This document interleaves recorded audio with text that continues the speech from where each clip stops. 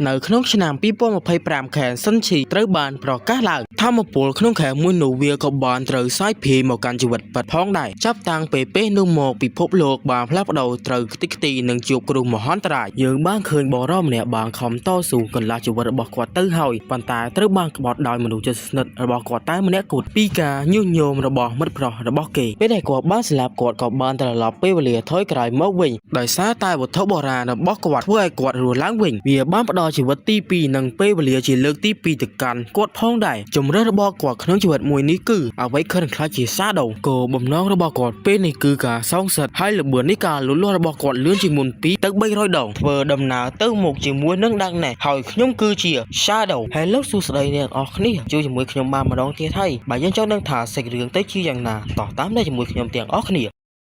បើក្បាលសាច់រឿងនៅប្រាសាទដែលមានមនុស្សស្លាប់ជាច្រើនរួមទាំងមាននារីម្នាក់បានកាន់កងកបិតផងដែរយើងបានឃើញមនុស្សម្នាក់ក៏ជាទូឯករបស់យើងផងដែរគាត់បានសម្លាប់បិសាចជាច្រើនដែលប្រាសាទមួយនោះឲ្យឈ្មោះថាច្បាប់នៃព្រះនារីកាន់កងកបិតគឺជាប្អូនស្រីរបស់គេហើយប្អូនស្រីរបស់គេចង់បានអ្វីគ្រប់យ៉ាងជាងពីគេទាំងអស់តែម្ដងហើយគេបានសួរថាខ្ញុំគឺជាបងប្រុសរបស់អ្នកតើហេតុអ្វីបានជាអ្នកធ្វើបែបនេះដែលយើងបានស្គាល់ឈ្មោះទូប្រុសរបស់យើងហើយដែលគេមានឈ្មោះថា Shen Fei ប្អូនស្រីរបស់គេបានតបថាបងប្រុសមែនទេអ្នកគ្រាន់តែជាកូនចិញ្ចឹមដែលឪពុកម្ដាយរបស់ខ្ញុំយកមកចិញ្ចឹមតែប៉ុណ្ណោះហើយអ្នកក៏មិនមានឈាមដូចខ្ញុំផងដែរប្អូនស្រីរបស់ Shen Fei មានឈ្មោះថាសៀវយូហើយនឹងបុរសដែលនៅគេនាងមានឈ្មោះថា Fei បាននិយាយតេះដៀជាច្រើនទៅកាន់ទូឯករបស់យើង Shen Fei បាននិយាយថាក្រៅពីពិភពលោកបានផ្លាស់ប្ដូរខ្ញុំបានបន្ថយជីវិតគ្រប់ពេលវេលាដើម្បីជួយប្អូនស្រីរបស់ខ្ញុំបានវង្វេងស្មារតីដោយសារតែមនុស្សជាទីស្រឡាញ់ប្អូនស្រីរបស់ខ្ញុំសៀវយូបានតបថាអ្នកមិនមានប្រយោជន៍អ្វីសម្រាប់ខ្ញុំនោះទេអ្នកដែលបានការពារខ្ញុំពិតប្រាកដនេះគឺបងប្រុស Fei បានលូតមកធ្វើការយល់ដើររបស់គ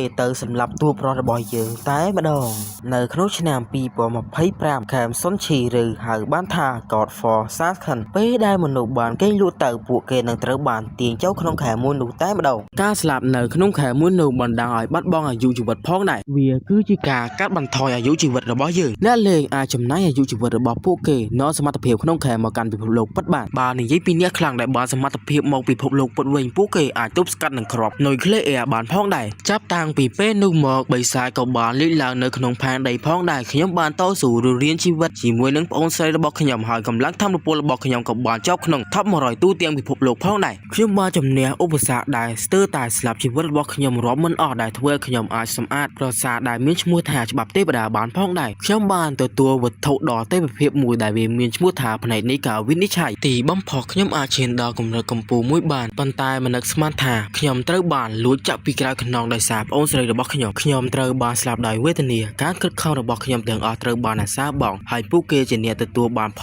លប្រយោជន៍មុននឹងឈីងហ្វឹងបានស្លាប់គេបានគិតថាប្រសិនបើខ្ញុំអាចរស់រានមានជីវិតម្ដងទៀតបានខ្ញុំនឹងធ្វើអ្វីគ្រប់យ៉ាងទាំងអស់សម្រាប់តែខ្លួនឯងម្នាក់គត់តែប៉ុណ្ណោះបន្ទាប់មកឈីងហ្វឹងគាត់ក៏បានបើកភ្នែកពីរដំណេកហើយក៏បានឆ្ងល់ថាតើគាត់នៅទីណាគាត់បានដកទូរស័ព្ទមកមើលទើបដឹងថាវាគឺជាឆ្នាំ2025ហើយក៏បានគិតថាវាអាចទៅរួចខ្ញុំបានកាត់ឡើងម្ដងទៀតខ្ញុំបានត្រឡប់មក9ឆ្នាំមុននឹងព្រឹត្តិការណ៍នោះបានកាត់ឡើងយើងបានឃើញសៀវយូចូលមកដោយទាត់ទម្លុះទ្វារតែម្ដងហើយគេបានស្រេចទៅកាន់ស៊ីនហ្វឹងរបស់យើងមិនត្រឹមតែប៉ុណ្ណឹងនោះទេនាងបានទាត់កំទេចធុងសម្រាមផងដែរស៊ីនហ្វឹងបានក៏យើងដឹងថាហ្វៃក៏ជាតារាចម្រៀងមួយរូបផងដែរហើយប្អូនស្រីរបស់គេគឺជាអ្នកគាំទ្រកាប់មុខតែម្ដងគាត់បានចាំយ៉ាងច្បាស់ថានៅពេលដែលនាងចេញមកអុកលុកខ្ញុំហើយខែមួយនោះក៏វាបានចាប់ផ្ដើមផងដែរសៀវយូបាននិយាយតេះដៀជាច្រើនទៅកាន់ស៊ីនហ្វឹងធ្វើដូចជានាងលុយណាស់អញ្ចឹងដោយសារតែសម្ដីនាងលុយពេកស៊ីនហ្វឹងបានទះកំភ្លៀងនាងឲ្យអុកគូតញ៉ាច់តែម្ដងសៀវយូបានសួរថាតើហេតុអ្វីបានជាអ្នកហ៊ានវាយខ្ញុំឈិនហ្វៃបានប្រាប់ថាខ្ញុំមិនមានអារម្មណ៍ល្អនិយាយជាមួយអ្នកនោះទេគាត់បានបោះកាតឲ្យទៅកាន់នាងហើយនិយាយថានេះគឺជាប្រាក់របស់ទាំងអស់របស់ឪពុកម្ដាយរបស់អ្នកខ្ញុំមិនបានប៉ះពាល់សំបីតែ1សេនបើអ្នកនៅតែព្រុសទៀតខ្ញុំនឹងវាយអ្នកបន្ថែមដើម្បីជាប្រយោជន៍របស់ឪពុកម្ដាយរបស់អ្នកខ្ញុំមិនជាប់ទាក់ទងជាមួយអ្នកនោះទេស្ដាប់បានហើយនៅប៉ុណ្ណឹងខ្ញុំគឺឈិនហ្វឹងមិនចូលចិត្តប្អូនស្រីដូចអ្នកនោះទេពេលនេះសៀវយូបានត្រឹមតែអង្គុយយំព្រោះធ្វើអីទូឯករបស់យើងលេងចេញហើយម្ដងនេះឈិនហ្វឹងបានគិតទៅដល់ជីវិតមុនរបស់គាត់ហើយគាត់បាននិយាយថាខ្ញុំមិនឲ្យជីវិតមួយនេះអាសាបងដូចជីវិតមុនរបស់ខ្ញុំនោះទេឈិនហ្វឹងបានដកយកថ្នាំងងុយគេងមកហើយគាត់ផឹកតែម្ដងហើយគាត់បាននិយាយថាហ្វៃខ្ញុំនឹងកាត់ក្បាលរបស់អ្នកដោយផ្ទាល់ដៃរបស់ខ្ញុំយើងបានឃើញឈិនហ្វឹង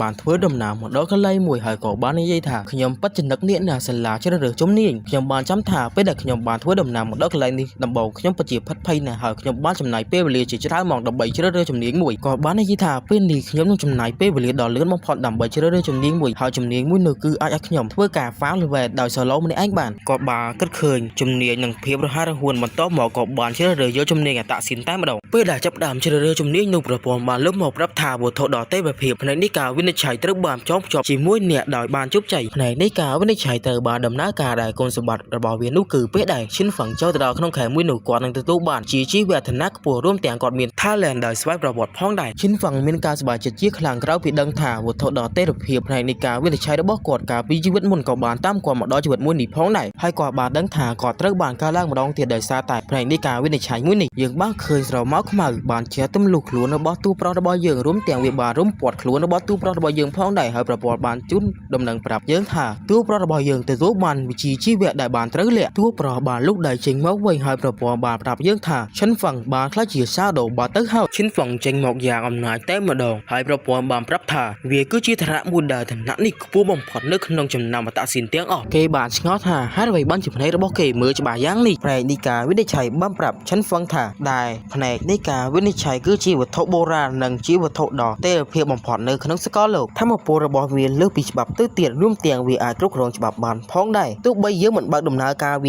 ាក៏បើកដំណើរការខ្លួនឯងមកផងដែរឈិនហ្វាំងបាននិយាយថានេះបានសមជាវត្ថុដ៏ទេវភាពរបស់គេមែនវាអាចបង្កើតធម្មពលនេះច្បាប់បញ្ជាទិញបានទៀតផងទោះបីមួយឆ្នាំក្រោយទៀតមនុស្សក៏មិនទាន់មានស្គីមួយនេះផងដែរខ្ញុំនឹងធ្វើការចាត់ចេញពីកំណាប់ដៃរបស់ព្រះតតែបានពេលនេះគ្រប់មុខងាររបស់ឈិនហ្វាំងបានជោគជ័យអស់ទៅហើយនៅឡើយតែមួយគត់នោះគឺការដាក់ឈ្មោះចូលក្នុងខែដោយសារតែវិជាជីវៈរបស់ឈិនហ្វាំងគឺជាសាដូក៏ដាក់ឈ្មោះសាដូតែម្ដងយើងបានឃើញស្រមោលខ្មៅជាច្រើនរុំព័ទ្ធឈិនហ្វាំងហើយក៏មានអក្សរជាច្រើនឲ្យយើងអានផងដែរការចូលទៅក្នុងអាណាចក្ររបស់ព្រះដែលបានបោះបង់ចោលវាគឺជាទឹកដីដែលពោពេញទៅដោយសត្វចម្លែករាប់មិនអស់ហើយពួកគេតែងតែត្រៀមខ្លួនឲ្យយើងជាពីហើយលួចយកជីវិតរបស់យើងជានិច្ចការចាកចេញពីទីក្រុងហើយសម្រាប់សត្វបិសាចដើម្បីទទួលបានជីវិតរបស់អ្នកកាន់តែយូរសូមបញ្ជាក់ប្រាប់អ្នកទាំងអស់គ្នាឲ្យច្បាស់ថានៅក្នុងទឹកដីមួយនេះពេលដែលអ្នកបានស្លាប់ទៅវានឹងធ្វើការ respawn អ្នកម្ដងទៀតប៉ុន្តែវាបានដកអាយុជីវិតរបស់អ្នកនៅក្នុងភពផែនដីបើអ្នកធ្វើការស្លាប់បិសាចបានកាន់តែច្រើនវានឹងធ្វើការបន្ថែមអាយុជីវិតរបស់អ្នកមកវិញអ្នកទាំងអស់គ្នានៅកន្លែងនោះមានការភ្ញាក់ផ្អើលទាំងអស់គ្នាតែម្ដងព្រមមិនដឹងថាវាគឺជាអ្វីនោះទេចំណែកឯទូប្រុសរបស់យើងបានគិតថាមិនយូរប៉ុន្មានអ្នកខ្លាំងនៅក្នុងពិភពលោកនឹងចេញមកផ្លាស់ប្ដូរផែនការមួយនេះខ្ញុំមិនទុកឲ្យវាមិនដោយពេលទៅយូរនោះទេខ្ញុំនឹងចាប់ផ្ដើមវាពេលឥឡូវនេះកំពុងតែធ្វើដំណើរឈិនហ្វាំងបានភ្ញាក់ព្រោះឲ្យយើងបានឃើញមនុស្សចំនួនប្រមាណប្រហែលជា4នាក់បាន respawn មកម្ដងទៀតដែលជីវិតរបស់គេត្រូវបានកាត់ពាក់កណ្ដាលនៅក្នុងភពផែនដីពិតបាត់ទៅហើយនិយាយឲ្យងាយស្រួលទៅឧទាហរណ៍ប្រសិនបើយើងនៅសល់ពេលវេលា10ឆ្នាំទៀតយើងត្រូវស្លាប់ប៉ុន្តែយើងបានស្លាប់នៅក្នុងនេះវានឹងធ្វើការចែកជា2រហូតដល់យើងងាប់តែម្ដងឈិនហ្វាំងបានមើលទៅកាន់នារីម្នាក់នោះហើយក៏បាននិយាយថាមើលទៅនាងក៏មានជំនាញលាក់ដូចខ្ញុំផងដែរនារីម្នាក់នឹងបាននិយាយយ៉ាងគួរសមទៅកាន់ឈិនហ្វាំងតែម្ដងនិយាយថាអ្នកក៏មានជំនាញលាក់ដូចខ្ញុំផងដែរតើអ្នកចង់ចូលរួមជាមួយខ្ញុំដែរឬទេឈិនហ្វាំងបានតបថាខ្ញុំមិនត្រូវការនោះទេឈិនហ្វាំងបានធ្វើការចោះចេញតែម្ដងចំណែកឯកូនក្រុមរបស់នាងបានធ្វើការស៊ីត្រាវនៅពីក្រោយខ្នងរបស់គេតែម្ដងនាងមានការស្ដាយជាខ្លាំងព្រោះអីចំណាត់ថ្នាក់របស់ទូប្រុសរបស់យើងគឺខ្ពស់មែនទែនឈិនហ្វាំងកំពុងតែធ្វើដំណើរចាស់ចេញហើយនារីម្នាក់នោះបាននិយាយថាតោះទៅតាមគាត់ចង់ដឹងថាគាត់មានជំនាញអ្វីខ្លះប្រហែលជាយើងអាចទទួលបានព័ត៌មានជាច្រើនពីគាត់នាងបានបញ្ចេញទឹកមុខមកដូចជាមិនសូវស្រួលនេះទេគេហៅតួអាក្រក់នឹងតែម្ដងហើយនាងបាននិយាយថាមើលពីរបៀបដែលទូប្រុសរបស់យើងបានស្លាប់ឈិនហ្វាំងធ្វើដំណើរទៅមុខដូចជាធម្មតាចំណែកឯនាងបានគិតថានាងមានបទពិសោធន៍លេងហ្គេមរាប់ឆ្នាំហើយដែលធ្វើឲ្យនាងអាចបង្កើតក្រុមបានមួយយ៉ាងឆាប់រហ័សប៉ុន្តែក្រុមរបស់នាងត្រូវបានសម្លាប់ដោយវិសាចមួយក្បាលដោយសារតែ player level 1មិនអាចយកឈ្នះជាមួយវាបានធីមរបស់នាងបានធ្វើការប្រៀបធៀបខ្លួនជាមួយនឹងឈិនហ្វាំងថាល្អអីចឹងទៅ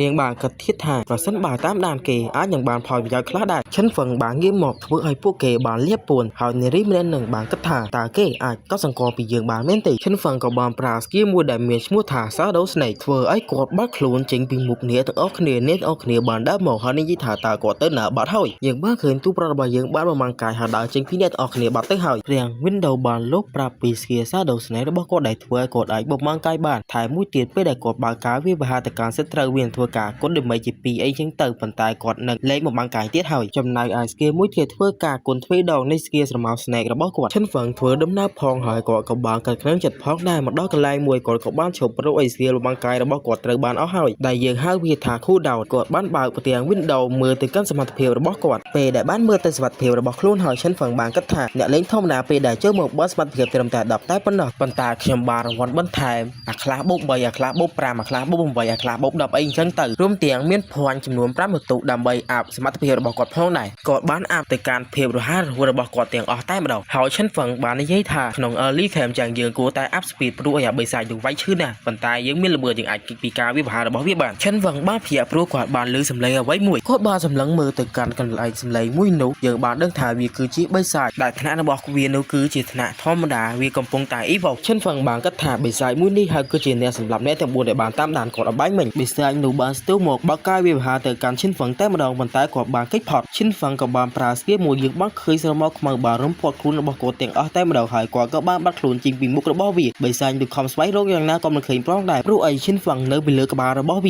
ាក៏បានធ្វើការហក់មកពុកក្បាលរបស់វាឲ្យទប់នឹងដីជាមួយនឹងស្គីរបស់គាត់តែម្ដងទាំង Windows ចេញមកប្រាប់ទូប្រុសរបស់យើងថាអ្នកបានសម្លាប់បិសាចមួយនេះអ្នកទទួលបាន experience ចំនួន10ឈិនវឹងក៏ភ្ញាក់ឲ្យជាមួយខ្លួនឯងផងដែរព្រោះអីគាត់មិនរំពឹងថាគាត់អាចសម្លាប់បិសាចនេះត្រឹមតែមួយដៃនោះទេឈិនវឹងបានទទួលស្គីមួយទៀតហើយដែលវាធ្វើការគុណដុំមេឃទ្វេដងឈិនវឹងបានមើលទៅដុំពលលឿងដែលបានស្រូបចេញមកពីបិសាចមួយនោះដោយងើឆ្ងល់ហើយគាត់បានចាំថាការពីជីវិតមុនរបស់គាត់នឹងគឺគាត់សម្លាប់បិសាចនឹងយ៉ាងវេទនាតែម្ដងរួមទាំងបានដុំពលលឿងនោះមកផងដែរប៉ុន្តែគាត់បានឲ្យទៅកាន់ប្អូនស្រីរបស់គាត់មកដល់ត្រង់នេះឈិនវឹងក៏បានធ្វើការស្រូបយកដុំពលលឿងនោះតែម្ដងវាគឺជាអាយុកាលដែលបិសាចបានស្រូបមកពីមនុស្សទាំងអស់នោះបន្ទាប់មកគាត់បានគិតថាគាត់ស្រូបបានតែអាយុចំនួន54ឆ្នាំនោះទេវាមិនមានប្រយោជន៍ទេក្នុងពេលឥឡូវនេះពេលនោះផ្នែកនេះការវិនិច្ឆ័យក៏បានចេញមកអបអរសាទរទៅកាន់ទូប្រុសរបស់យើងដែលគេបានទទួល talent ថ្មីដែលវាមានឈ្មោះថា Infinity Evil ដែល Infinity Evil មុននោះពេលដែលទូប្រុសរបស់យើងធ្វើការស្លាប់បិសាចដល់ម្នាក់ឯងវានឹងទទួលបាន Evil Point ដើម្បីធ្វើការ upgrade ទៅកាន់ skill របស់គាត់រៀងរាល់24ម៉ោងឈិនវឹងនឹងទទួលបាន Evil Point ចំនួន5នៅពេលដែលគាត់បានសម្លាប់បិសាចពេលនេះគាត់ទទួលបានចំនួន5ហើយឈិនវឹងមានការភាពឲ្យជាមួយនឹង talent របស់ខ្លួនឯងជាខ្លាំងឈិនវឹងបានធ្វើការ up ទៅកាន់ skill Shadow Snake រួមទាំង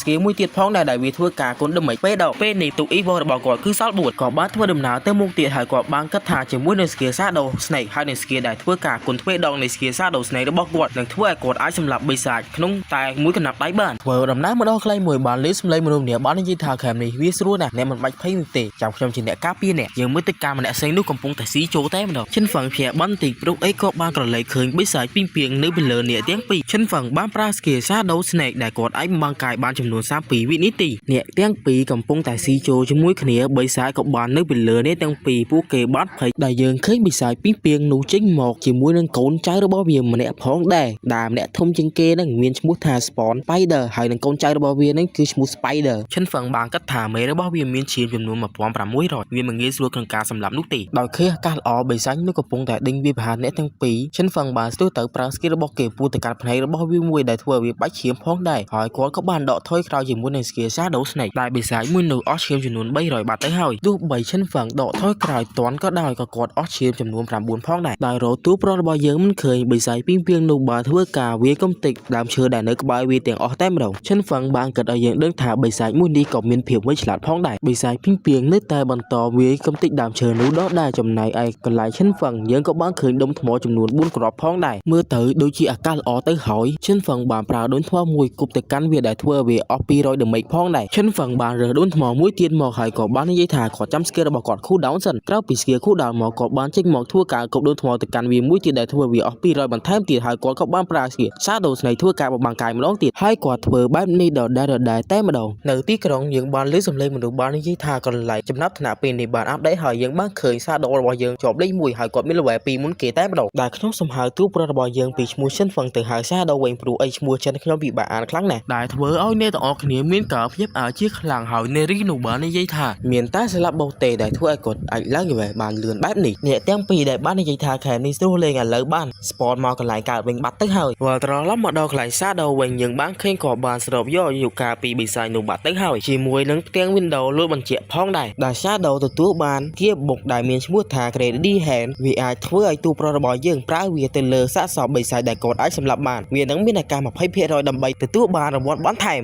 Shadow បានកាត់ទៅដល់ជីវិតមុនរបស់គាត់ដែលគេប្រើ skill បុកនឹងអីចឹងទៅ Shadow បានព្យាហើយគាត់បានគិតឃើញថាគាត់មាន talent Infinity ដែលជា skill Evil ដែលអាច upgrade skill របស់គាត់បានត្រឡប់មកផែនដែលយើងបានឃើញមនុស្សកំពុងតែធ្វើដំណើរទៅសាលាយើងបានឃើញ Sifu និងមិត្តភ័ក្តិរបស់គេដែល Sifu បានអ៊ូទៅមិត្តភ័ក្តិរបស់គេជាច្រើនតែម្ដងថាបងប្រុសគេអីចឹងទៅធ្វើដំណើរម្ដងខ្លីមួយបានឃើញមនុស្សអ៊ឺអមិត្តភ័ក្តិរបស់គេក៏បានចូលទៅមើលហើយក៏បានឃើញមនុស្សម្នាក់ដូចជាបំបាំងកាយអញ្ចឹងដែលគេប្រៀបបានដូចជារលាយខ្លួនអញ្ចឹងហើយនាងក៏បានសួរថាតើកើតមានរឿងអ្វីបានជាគេខាត់ជាបែបនេះមករួមថ្នាក់បានប្រាប់ថាបន្ទាប់ពីគេបានកេងមកគឺខ្លាចជាអញ្ចឹងតែម្ដងមិត្តភ័ក្តិរបស់ Sifu បានដកទូរស័ព្ទមកចង់ទាក់ទងទៅគ្រួសាររបស់គេដើម្បីប្រាប់ពីរឿងមួយនេះហើយគេក៏បានប្រាប់ Sifu ផងដែរថាគួរតែប្រាប់អ្នកផ្ទះផងដែរប៉ុន្តែ ស៊ីវបានតបថាមិនបាច់នោះទេនៅកន្លែង Shadow យើងបានឃើញគាត់អាប់ក្រែនឌីហែននោះពីថ្នាក់ប្រោនរហូតទៅដល់ថ្នាក់ក្រូតែម្ដងឥឡូវគាត់មានឱកាស 70% ដើម្បីទទួលបានរង្វាន់មិនដឹងថាគាត់អាប់ប្រមាណល្បែងនោះទេក្រៅពី upgrade skill បុកនោះរួច Shadow របស់យើងបាននិយាយថាវាមិនអាក្រក់នោះទេខ្ញុំថែមទាំងបានរង្វាន់មកវិញពីផងដែរខ្ញុំត្រូវការចំនួន3បន្ទុកទៀតដើម្បីអាប់វាគ្រប់ 100% យើងបានឃើញតួរបស់យើងបានបំពាក់អ្វីនោះទេដែលវាបូកកម្លាំងរបស់គាត់35ហើយនឹងល្បឿនរបស់គាត់ចំនួន4គាត់បានប្រើ skill Shadow Snake ចាក់ចេញបាត់ទៅពេលដែលគាត់កំពុងតែធ្វើដំណើរនឹងគាត់បានគិតថាមុននឹងហេតុការណ៍នេះកាត់ឡើងម្ដងទៀតដំបូងគាត់ត្រូវឡើង level 10ឬមុនថែមគាត់មានអាយុកាលគ្រប់គ្រាន់ផងដែរបិសាចទូ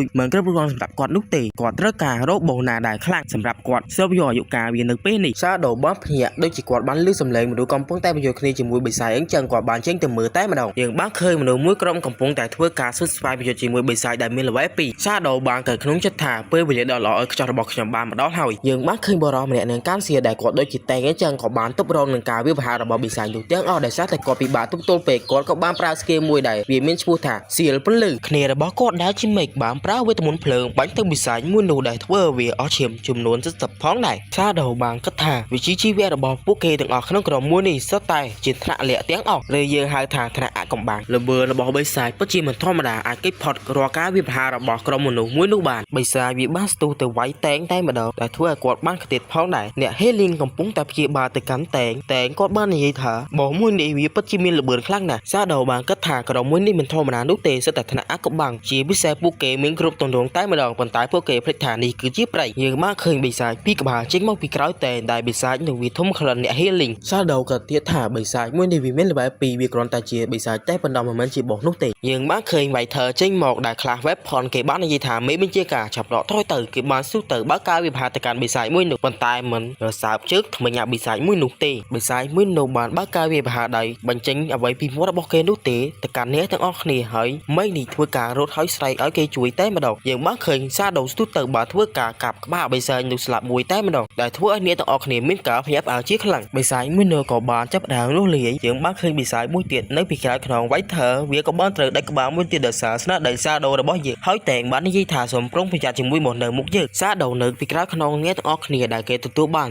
40 experience ជាមួយនឹង skill របស់គេដែលធ្វើឲ្យគេគុណ experience ចំនួននឹង2រួមថែមគេបានទទួល skill បុកថ្មីផងដែរដែលវាមានឈ្មោះថា Day Venom ហើយនឹងអាយុកាលចំនួន8ថ្ងៃ Shadow បានធ្វើការអាប់សៀលថ្មីនោះតែម្ដងដែលវាឡើងទៅដល់ថ្នាក់ Silver រួមទាំងវាបានឡើង level 2ផងដែរយើងបានឃើញមេបញ្ជាការរបស់ក្រុមមនុស្សមួយនោះត្រូវបានចាក់ទម្លុះខ្លួនដោយបិសាចមួយនោះបាទទៅហើយ Healing ក៏ខំព្យាបាលគាត់ផងដែរប៉ុន្តែគាត់បាននិយាយថាមិនបាច់ខ្វល់ពីខ្ញុំនោះទេអ្នកទាំងអស់គ្នាឆាប់រត់ទៅគ្រាប់ព្រួយមួយបានហោះត្រូវក្បាលរបស់បិសាចមួយនោះដែលវាជា skill Day Venom របស់ Shadow របស់យើងអ្នកទាំងពីរមានការភ្ញាក់ផ្អើលជាខ្លាំងក្រោយតែមួយការវាប្រហារដែលធ្វើឲ្យមេនោះអត់ឈាមចំនួនពាក់កណ្ដាលក្រៅពីអស់ឈាមពាក់កណ្ដាល skill Venom ដីក៏បានដំណើរការធ្វើការជាប់ពឺហើយបោះឈាមមេនោះរហូតដល់ស្លាប់តែម្ដង Shadow បានបង្កដើម្បីទៅវាជាង 90% ដែលធ្វើឲ្យគាត់បាន skill ថ្មីរួមទាំងគាត់ឡើង level 3ផងដែរគាត់ទទួលបាន skill Evoke Point ចំនួន1រួមទាំងអាយុកាល55ថ្ងៃដុំពន្លឺពណ៌លឿងឬយើងហៅបានថាអាយុកាលត្រូវបានបាត់ចេញពីមុខរបស់តែងមួយនោះដែលធ្វើឲ្យគាត់បានងាកមើលចុះឡ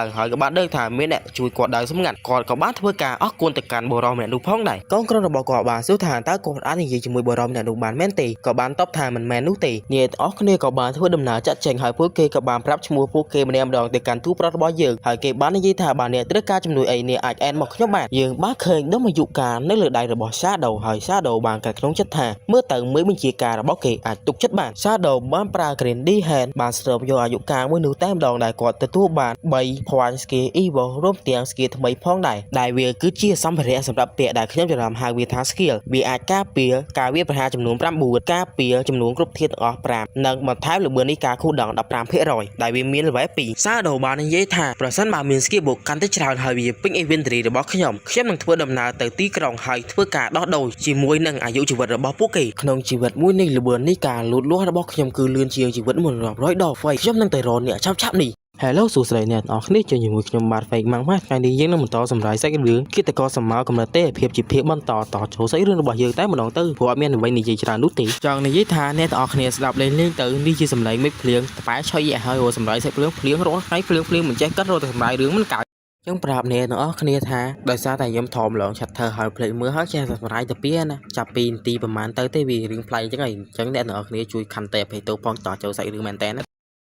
កាត់មកដល់កន្លែងមួយនោះមួយក្រុមយើងបានឃើញពួកគេកំពុងតែប្រយុទ្ធគ្នាជាមួយនឹងបីសាយហើយបុរសម្នាក់ក្នុងចំណោមពួកគេបាននិយាយថាយើងមិនអាចយកឈ្នះវាបានទេអ្នកទាំងអស់គ្នាឆាប់រត់ទៅពួកគេបានរៀបចំខ្លួនដើម្បីចាចេញប៉ុន្តែយើងបានឃើញបីសាយមួយទៀតចេញមកបើកការវាប្រហារទៅកាន់អ្នកទាំងអស់គ្នាឲ្យស្លាប់ហើយទីស្ពននៅកន្លែងកើតបាត់ទៅហើយបុរសក់ពណ៌លឿងបាននិយាយថាយើងត្រូវការមានល្បែ3បានអាចសម្លាប់វាបានក្នុងពេលនេះយើងត្រឹមតែល្បែ1តែប៉ុណ្ណោះបុរសដែលមានសក់ពណ៌ខ្មៅបាននិយាយទៅកាន់បុរសដែលមានសក់ពណ៌ក្រហមថាយ៉ាហើយណាយើងត្រូវការចំនួនមនុស្ស6ទៅ15នាក់ប៉ុន្តែបុរសសក់ពណ៌ក្រហមបានប្រាប់ថាខ្ញុំប្រើវិធីនេះម្ដងហើយប៉ុន្តែមិនអាចយកឈ្នះជាមួយបាននោះទេដោយសារតែវាគឺជាបោកយើងបានឃើញក្រុមរបស់នារីម្នាក់នេះក៏បានជាស្ពនមកកន្លែងកើតវិញផងដែរពួកគេបានធ្វើការរអ៊ូរទាំដាក់គ្នាថាខេមនេះពិបាកលេងខ្លាំងណាស់មិនដឹងពេលណាពួកគេលេងដល់ល្បែ3នោះទេពេលនោះកងក្រុមរបស់គេបាននិយាយថាឆាប់មើលទៅតារាងចំណាត់ថ្នាក់ទៅមានអ្នកឡើងល្បែ3ហើយនាងបានមើលទៅតារាងចំណាត់ថ្នាក់ហើយដឹងថាសាដូរបស់យើងឡើងល្បែ3ហើយនាងបានគិតថាតើហេតុអ្វីបានជាសាដូឡើងល្បែលឿនយ៉ាងនេះសូមប្រាប់អ្នកទាំងអស់គ្នាថាតើហេតុអ្វីបានជាពួកគេត្រូវការឡើងល្បែ3ពីព្រោះពេលដែលពួកគេឡើងល្បែ3ពួកគេនឹងមានកន្លែងលោកអ៊ីនចាក់ចេញពីខែមួយនេះប្រសិនបើពួកគេមិនឡើងល្បែ3នោះទេវាគ្មានកន្លែងឲ្យចាក់ចេញនោះទេមានតែប៉ុណ្្នឹងបើមិនយល់អត់បន្ទាប់មកនាងបាននិយាយថានាងនឹងស្វែងរកសាដូហើយគេជួយអស់ល្បែរបស់នាងនាងធ្វើការឲ្យប្រាក់ចំនួន10លានទៅកាន់គេបិសាចមួយនេះត្រូវបានបើកការវាប្រហារដោយសាដូជាមួយនឹង skill win ដំដីរបស់គាត់ក្រៅពីសម្រាប់បិសាចនឹងរួចសាដូទទួលបាន80 experience evil point ចំនួន1ហើយគាត់បាននិយាយថា evil point របស់គាត់មិនគ្រប់គ្រាន់នោះទេគាត់ត្រូវការបន្ថែមទៀតសាដូបានប្រើ evil point ចំនួន5 up ទៅកាន់ green d hand របស់គាត់ទាំងអស់តែម្ដងសាដូបានគិតថា 100% វាមិនគ្រប់គ្រាន់នោះទេខ្ញុំត្រូវការ 200% សាដូបានភ្ញាក់ព្រោះអីយើងបានឃើញបងនោះបានធ្វើការដើរកាត់សាដូរបស់យើងតែម្ដងសាដូបានដឹងថាវាគឺជាបិសាចទឹកខ្ញុំឆ្ងល់ណាស់ថាបិសាចទឹកមិនដើរលើដីចឹងវាគឺជាបោះដែលមានថ្នាក់ប្រោនសាដូបាននិយាយយើងដឹងថាវាកំពុងវិវត្តខ្លួនទៅកាន់ថ្នាក់ silver ប៉ុន្តែវាជាសំណាងក្ររបស់ខ្ញុំ slot របស់ខ្ញុំបានពេញទៅហើយទោះបីខ្ញុំស្លាប់វាក៏ខ្ញុំមិនអាចយកអ្វីបានផងដែរខ្ញុំត្រូវការទៅកន្លែងដើមហើយបង្កើតកន្លែងលក់មួយគាត់បានប្រើ elip សាដូដើម្បីធ្វើដំណើរទៅទីក្រុងកាលមកដល់ទីក្រុងយើងបានឃើញមនុស្សខ្លះកំពុងតែយំហើយមនុស្សខ្លះដូចជាធម្មតាអញ្ចឹងប៉ុន្តែពួកគេបានគិតដូចគ្នាថាពួកគេមិនអាចចាក់ចេញពីកន្លែងមួយនេះបាននោះទេដល់វាឡើងល្បែ3បណ្ដាចាក់ចេញបានសាដូបានមិនដល់ក៏បានរកកន្លែងមួយហើយធ្វើការចុចលក់នៅកន្លែងនោះតែម្ដងហើយបែបហ្នឹងមនុស្សទាំងអស់គ្នាមានការភាពឲ្យជាខ្លះហើយអ្នកខ្លះបាននិយាយថាគាត់អាចសម្លាប់បោះបានទៀតបានគាត់ធ្វើការដាក់លក់បែបនេះបានយើងបានឃើញនារីម្នាក់មានសក់ពណ៌ក្រហមបានចូលមកហើយសួរពី spell មួយផងដែរថាមានតម្លៃប្រមាណអីចឹងទៅប៉ុន្តែសាដូរបស់យើងបាននិយាយថាវាមិនគិតលើលុយនោះទេខ្ញុំត្រូវការតែអាយុកាលចំនួន100ថ្ងៃតែប៉ុណ្ណោះសម្រាប់ស្គីបុកមួយនេះនារីសក់ពណ៌ក្រហមនឹងបាននិយាយថា100ថ្ងៃអាយុកាលវាដូចជាច្រើនពេកហើយតើអ្នកអាចបញ្ចុះតម្លៃបានដែរឬទេសាដូរបស់យើងបានថប់ថាស្គីបុកមួយនេះវាមានតម្លៃខ្លាំងណាស់តម្លៃប៉ុណ្នេះខ្ញុំគិតថាវាថោកខ្លាំងហើយបន្ទាប់មកនាងបានសួរថាតើនាងអាចផ្ដល់ប្រាក់ទៅកាន់ពិភពលោកពិតចំនួនអាយុរបស់នាងបានដែរឬទេសាដូបានតវិញថាប្រសិនបើអ្នកមានលុយច្រើននៅក្នុងពិភពពិតតើអ្នកអាចយកលុយនឹងទិញជីវិតបានដែរឬទេនៅក្នុងពិភពមួយនេះហើយនាងបាននិយាយទៅកាន់សាដូថាសូមរងចាំមួយផ្លែនាងបានងាកមកហើយនិយាយជាមួយនឹងក្រុមរបស់នាងបានប្រាប់ថារឿងសំខាន់បំផុតសម្រាប់យើងនៅពេលនេះគឺចាក់ចេញពីកន្លែងមួយនេះពេលនេះយើងមានល្បែ2ហើយខ្វះតែមួយទៀតទេឬបែបហ្នឹងនាងបានតបថាមិនអីទេខ្ញុំនឹងផ្ដល់អាយុចំនួន100ទៅកាន់គាត់បន្ទាប់មកនាងក៏បានធ្វើការទិញស្គីបុកមួយនោះតែម្ដងបានចំណាយ100ថ្ងៃអាយុកាលទៅកាន់សាដូរបស់យើងបានឃើញសាដូរបស់យើងទទួលបាន300អាយុកាលបាត់ទៅហើយ300ថ្ងៃតិច300ឆ្នាំយើងបានឃើញស៊ីចូលមកហើយនិយាយថាទីបំផុតខ្ញុំរកឃើញនេះហើយសាដូនាងបានធ្វើការនិយាយយ៉ាងលយទៅកាន់សាដូរបស់យើងថាជួយអាល់វ៉េរបស់នាងទៅកាន់ល្បែ3នាងនឹងធ្វើការឲ្យលុយ10លានទៅកាន់គាត់ដោយសារតែសម្ដីលុយពេកសាដូរបស់យើងបាននិយាយថាខ្ញុំបដិសេធសំណាងមួយនេះនាងបានធ្វើការនិយាយជាច្រើនយ៉ាងលយទៀតប៉ុន្តែសាដូរបស់យើងបាននិយាយថាខ្ញុំនិយាយទៅវាខាត់ពេកលក់របស់ខ្ញុំណានាងនៅតែបន្តនិយាយលយដោះដែរសាដូរបស់យើងបាននិយាយថាមួយពាក្យចុងក្រោយបានអ្នកនៅតែរំខានខ្ញុំទៀតខ្ញុំនឹងដេញសម្លាប់ពួកអ្នកឲ្យសល់ជីវិត0តែម្ដងគាត់បានបញ្ចេញចំហាយសាដូរបស់គាត់ចាំដល់ការទៀតមនុស្សមួយក្រុមនឹងបានធ្វើការដាក់មេប្រយរត់តែម្ដងការលួចរបស់សាដូបន្តទៅយ៉ាងយូរយើងបានឃើញអាយុកាលរបស់គាត់ពេលនេះគឺមាន500ថ្ងៃហើយបន្ទាប់មកគាត់បានប្រើសាដូបំបាំងកាយធ្វើការបំបាំងចេញពីអ្នកទាំងអស់គ្នាតែម្ដងក្រុមរបស់នាងបានរត់ពីសាដូយ៉ាងរហ័សរហោបាត់ទៅហើយពិសេសគឺហត់នឹងតែម្ដងចង់ដាច់ខ្យល់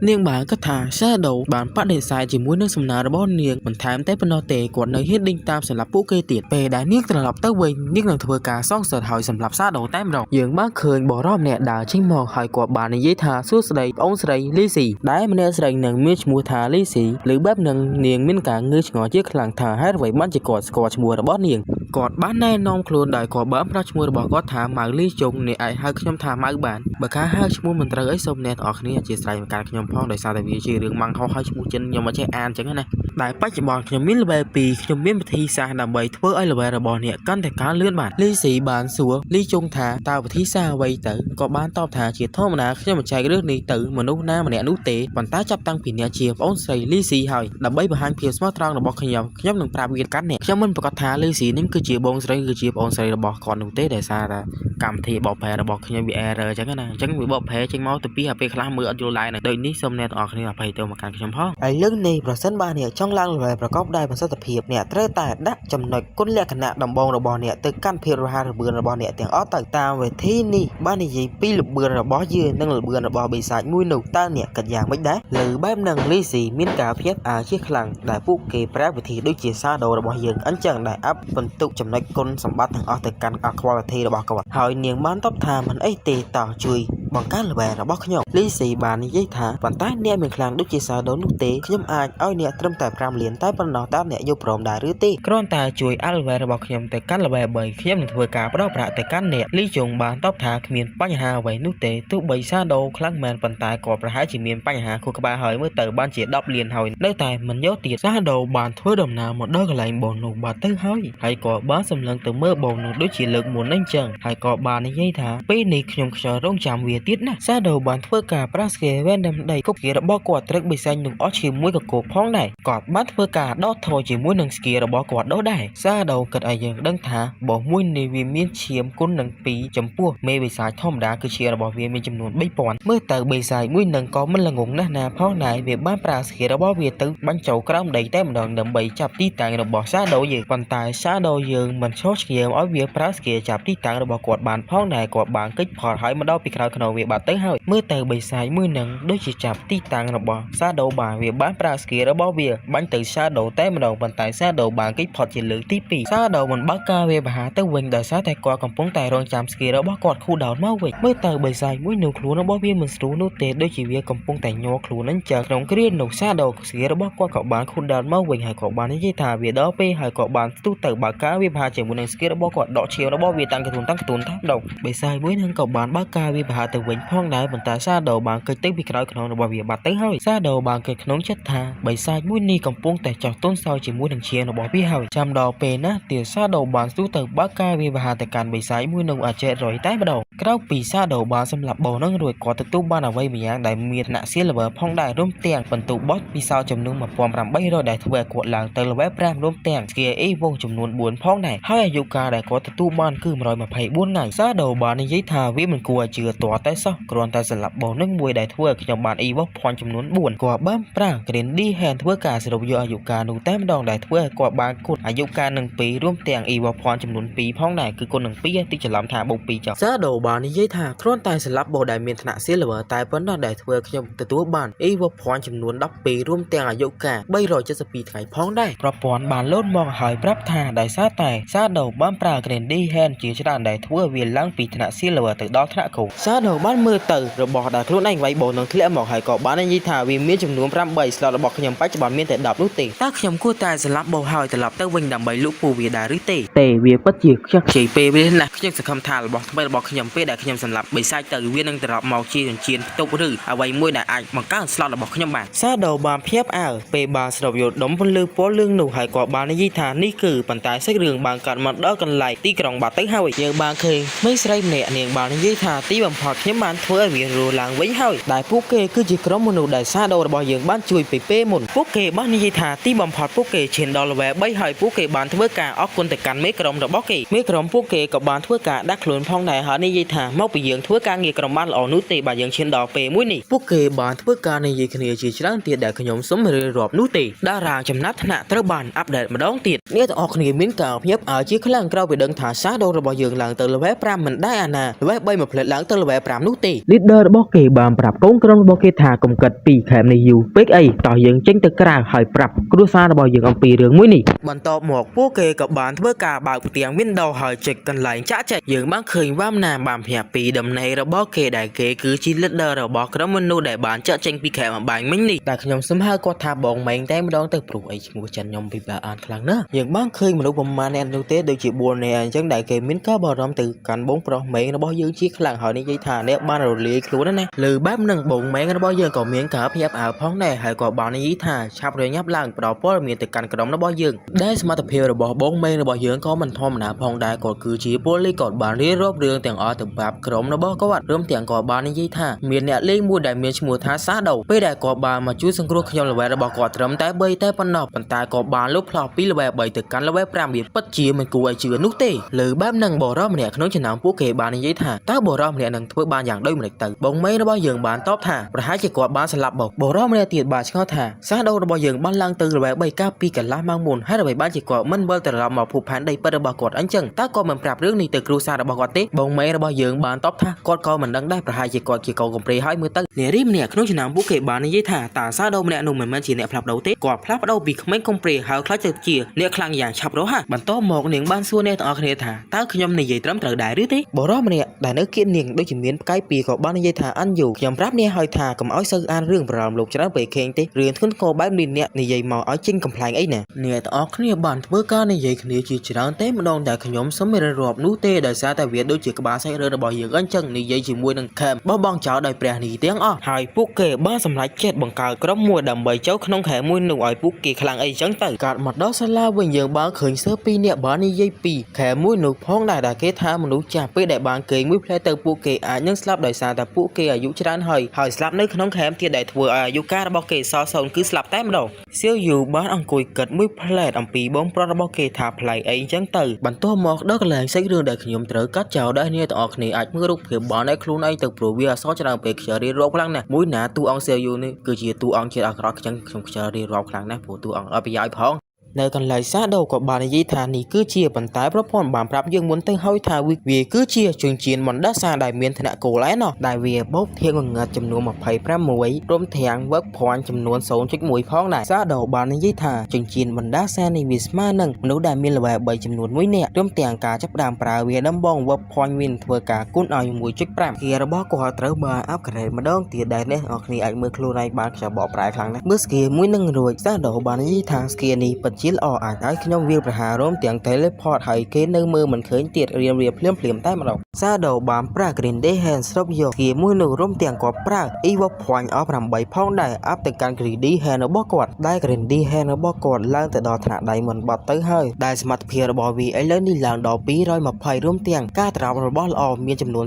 40% បន្ទាប់មកសាដូបានប្រើ Evo Point ចំនួន3ទៀតអាប់ទៅកាន់ skill ថ្មីរបស់គាត់ដែលទើបតែរៀនហើយអំបីមីនេះឡើងពីថ្នាក់ Silver ទៅ Gold រួមទាំងទៅដៃមិនផងដែរច្រឡំផ្លាទីនឹមដែរនិយាយត្រួសអំពីសមត្ថភាពរបស់ Skinny បន្តិចវាអាចចាប់គោលដៅរបស់យើងចំនួន17ម៉ែត្ររួមទាំងពេលដែលវាប្រហែលទៅធ្វើឲ្យយើងបានកាយចំនួន7វិនាទីហើយនឹងដើម្បីគុណទ្វេដងប្រាប់តែប៉ុណ្្នឹងបានខ្ចីរាប់ច្រើនវាលោវែងដល់ហើយសាដូបានឆ្កត់ថាហេតុអ្វីបានជាគូដៅរបស់វាមិនផ្លាស់ប្ដូរអញ្ចឹង12 second នៅតែ12 second ដល់ដែរគាត់បានមើលទៅអីវ៉ាន់របស់គាត់ទាំងអស់ហើយក៏បាននិយាយថារបស់ណាដែលមិនមានប្រយោជន៍ខ្ញុំនឹងយកវាទៅលក់តែម្ដងសាដូបានធ្វើដំណើរទៅមុខគាត់ក៏បានលឺសំឡេងបិសាចពេលនោះបិសាចបិក្បាលបានចេញមកចង់បើកការវិភាគទៅកាន់សាដូប៉ុន្តែគាត់បានប្រើស្គីថ្មីរបស់គាត់ដែលទទួលបានភ្លាមនោះបើកការវិភាគទៅកាន់បិសាចទាំងអស់នោះឲ្យ700តែម្ដងការសម្លាប់បិសាច level 4នោះទទួលបានតែពងបទពិសោធន៍ចំនួន80រួមទាំងអាយុកាល5ថ្ងៃតែប៉ុណ្ណោះសាដូបាននិយាយថាគាត់ត្រូវការអាយុកាលយ៉ាងហោចណាស់900ថ្ងៃគាត់ត្រូវតែយកស្គីបុករបស់គាត់អស់ប្រយោជន៍ទៅលក់ទីក្រុងដើម្បីទទួលបានអាយុកាលដែលតាមបរិមាណដែលគាត់ចង់បានក្រៅពីអាយុកាលរបស់ខ្ញុំបាន900ថ្ងៃគោលដៅរបស់ខ្ញុំនៅសល់តែមួយទៀតតែប៉ុណ្ណោះគឺឡើងទៅ level 10ពេលនោះដែលធ្វើឲ្យខ្ញុំអាចប្រើស្គីរបស់ខ្ញុំទៅកាន់ពិភពលោកពិតបាននេះហើយជាអ្វីដែលសាដូរបស់យើងចង់ឡើង level 10លឿនមែនទែនដោយសារតែគាត់អាចប្រើស្គីរួមទាំងធម្មពលទាំងអស់ទៅកាន់ពិភពលោកពិតរបស់គាត់បានចឹងនិយាយថាវីដេអូនេះគឺជាវីដេអូចុងក្រោយចំពោះ channel នេះដោយសារវាមានបញ្ហាមួយ YouTube អីចឹងណាបើអ្នកទាំងអស់គ្នាចង់មើលភាពបន្តអីអាចមើលនៅក្នុង channel មួយទៀតបានដែលនៅក្នុង channel របស់ខ្ញុំគ្រាន់តែអ្នកទាំងអស់គ្នាចូល channel របស់ខ្ញុំអស់ទៅខាងក្រោមទៅនឹងមាន channel មួយទៀតអញ្ចឹងណាគំថាអ្នកទាំងអស់គ្នានឹងចូលមើល channel ថ្មីបានច្រើនហើយសារបានច្រើនអញ្ចឹងណាដូចតែបានប្រាប់អញ្ចឹងថាត្រៀមខ្លួនទៅរឿងនៅក្នុង channel ថ្មីតិចមើល channel ចាអត់ឃើញទេដោយសារតែវាមានបញ្ហាមួយ YouTube ចង់និយាយចឹងអត់សូវចេះនិយាយច្រើនដូចគេទេតែអ្នកនរគ្នាអាចមើលខ្លួនឯងបានថានេះវាជាប់ប៉ិតៗហ្មង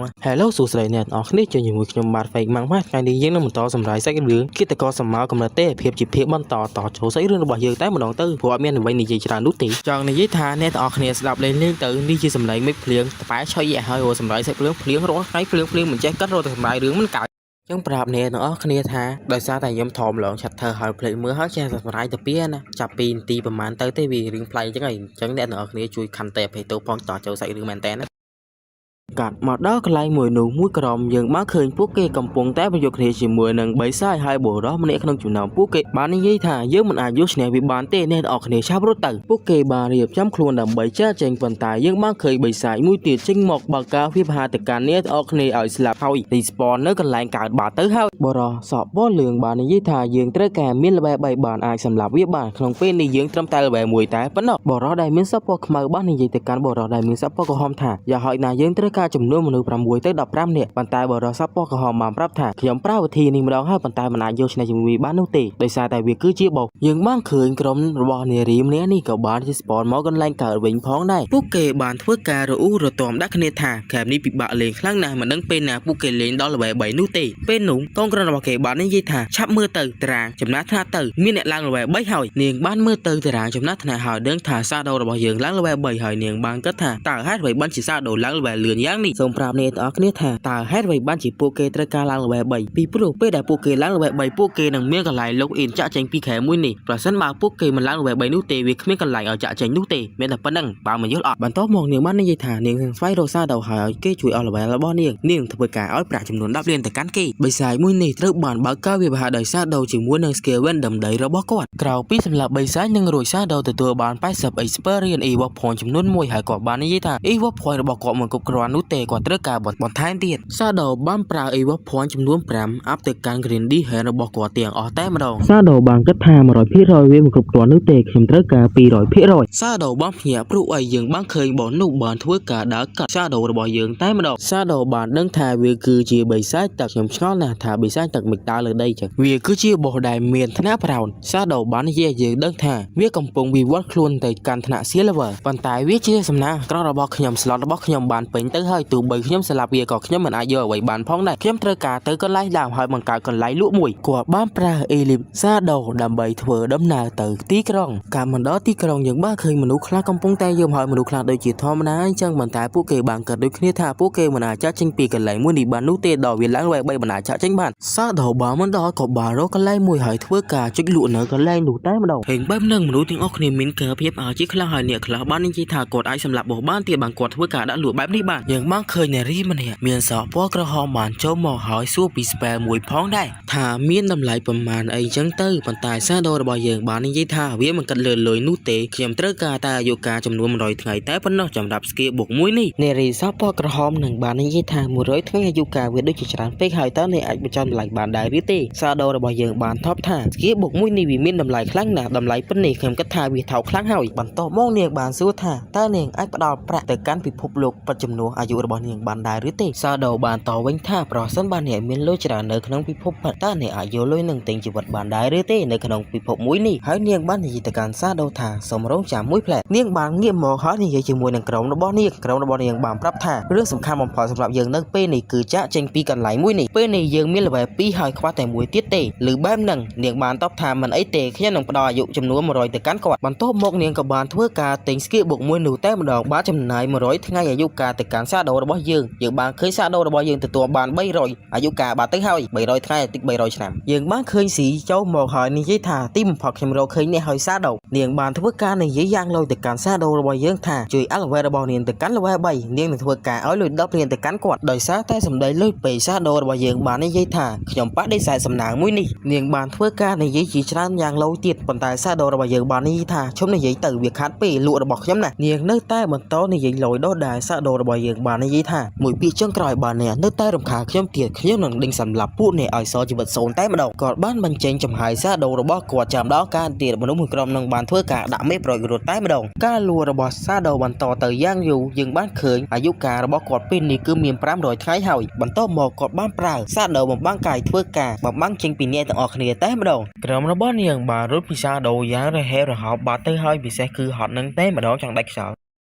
នាងបានគិតថា Shadow បានបដិសេធជាមួយនឹងសំណើរបស់នាងបន្ថែមតែប៉ុណ្ណោះទេគាត់នៅហ៊ានដេញតាមសម្រាប់ពួកគេទៀតពេលដែលនាងត្រឡប់ទៅវិញនាងនឹងធ្វើការសងសឹកហើយសម្រាប់ Shadow តែម្ដងយើងបានឃើញបរិសម្នាក់ដើរចេញមកហើយគាត់បាននិយាយថាសួស្ដីប្អូនស្រី Lizzy ដែលម្នាក់ស្រីនឹងមានឈ្មោះថា Lizzy ឬបែបនឹងនាងមានការងឿឆ្ងល់ជាខ្លាំងថាហេតុអ្វីបានជាគាត់ស្គាល់ឈ្មោះរបស់នាងគាត់បានណែនាំខ្លួនដោយគាត់បានប្រាប់ឈ្មោះរបស់គាត់ថាម៉ៅលីជុងអ្នកអាចហៅខ្ញុំថាម៉ៅបានបើការហៅឈ្មោះមិនត្រូវអីសូមអ្នកទាំងអស់គ្នាអធិស្ឋានមកកាន់ខ្ញុំផងដោយសារតែវាជារឿងម៉ាំងហោហើយឈ្មោះចិនខ្ញុំមិនចេះអានអញ្ចឹងណាដែលបច្ចុប្បន្នខ្ញុំមាន level 2ខ្ញុំមានវិធីសាស្ត្រដើម្បីធ្វើឲ្យ level របស់អ្នកកាន់តែកើនលឿនបានលីស៊ីបានសួរលីជុងថាតើវិធីសាស្ត្រអ្វីទៅក៏បានតបថាជាធម្មតាខ្ញុំមិនចែករឿងនេះទៅមនុស្សណាម្នាក់នោះទេប៉ុន្តែចាប់តាំងពីអ្នកជាប្អូនស្រីលីស៊ីហើយដើម្បីបង្ហាញភាពស្មោះត្រង់របស់ខ្ញុំនឹងប្រាប់វាកាន់អ្នកខ្ញុំមិនប្រកាសថាលីស៊ីនេះគឺជាបងស្រីគឺជាប្អូនស្រីរបស់គាត់នោះទេដោយសារតែកម្មវិធីបបផែរបស់ខ្ញុំវា error អញ្ចឹងណាអញ្ចឹងវាបបផែចេញមកទៅពីពេលខ្លះមើលអត់យល់ដែរដូចនេះសូមអ្នកទាំងអស់គ្នាអភ័យទោសមកកាន់ខ្ញុំផងហើយលើកនេះប្រសិនបើអ្នកចង់ឡើង level ប្រកបដោយប្រសិទ្ធភាពអ្នកត្រូវតែដាក់ចំណុចគុណលក្ខណៈដំបូងរបស់អ្នកទៅកាន់ភាពរហ័សរបឿនរបស់អ្នកទាំងអស់ទៅតាមវិធីនេះបាននិយាយពីល្បឿនរបស់យើងនិងល្បឿនរបស់បិសាចមួយនោះតើអ្នកគិតយ៉ាងម៉េចដែរ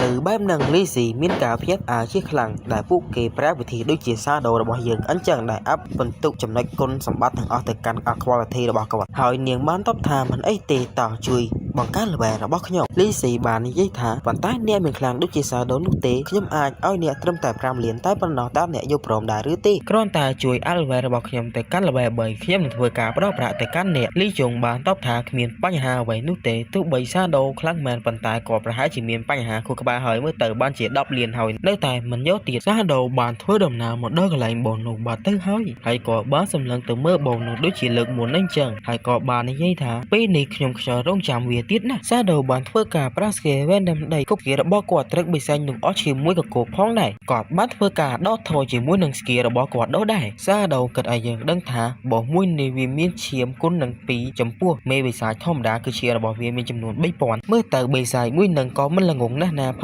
ងដែរវាបានប្រើស្គីរបស់វាទៅបាញ់ចូលក្រោមដីតែម្ដងដើម្បីចាប់ទីតាំងរបស់សាដូយើងប៉ុន្តែសាដូយើងមិនឈោះឆ្កៀមឲ្យវាប្រើស្គីចាប់ទីតាំងរបស់គាត់បានផងដែរគាត់បានកិច្ចផលហើយមកដល់ពីក្រោយខ្នងវាបាត់ទៅហើយមើលទៅបិសាចមួយនឹងដូចជាចាប់ទីតាំងរបស់សាដូបានវាបានប្រើស្គីរបស់វាបាញ់ទៅសាដូតែម្ដងប៉ុន្តែសាដូបានកិច្ចផុតជាលើកទី2សាដូមិនបើកការវាបហាទៅវិញដោយសារតែគាត់កំពុងតែរងចាំស្គីរបស់គាត់ខូដោនមកវិញមើលទៅបិសាចមួយនោះខ្លួនរបស់វាមិនស្រួលនោះទេដូចជាវាកំពុងតែញ័រខ្លួនអញ្ចឹងក្នុងគ្រានោះសាដូស្គីរបស់គាត់ក៏បានខូដោនមកវិញហើយក៏បាននិយាយថាវាដល់ពេលហើយក៏បានស្ទុះទៅបើកការវាបហាជាមួយនឹងស្គីរបស់គាត់ដកឈាមរបស់វាតាំងកទួនតែម្ដងបិសាចមួយនឹងក៏បានបើកការវាបហាទៅវិញផងដែរប៉ុន្តែសាដូបានកិច្ចទៅពីក្រោយខ្នងរបស់វាបាត់ទៅហើយសាដូបានកិច្ចក្នុងចិត្តថាបិសាចមួយនេះកំពុងតែចោះទន់សោយជាមួយនឹងឈាមរបស់វាហើយចាំដល់ពេលណាទៀតសាដូបានស្ទុះទៅបើកការវាបហាទៅកាន់បិសាចមួយនោះអាចចេះរយតែម្ដងក្រោយពីសាដូបានសម្លាប់បោះនឹងរួចគាត់ទទួលបានអ្វីម្យ៉ាងដែលមានថ្នាក់ silver ផងដែររួមទាំងបន្ទុកបោះពិសោធន៍ចំនួន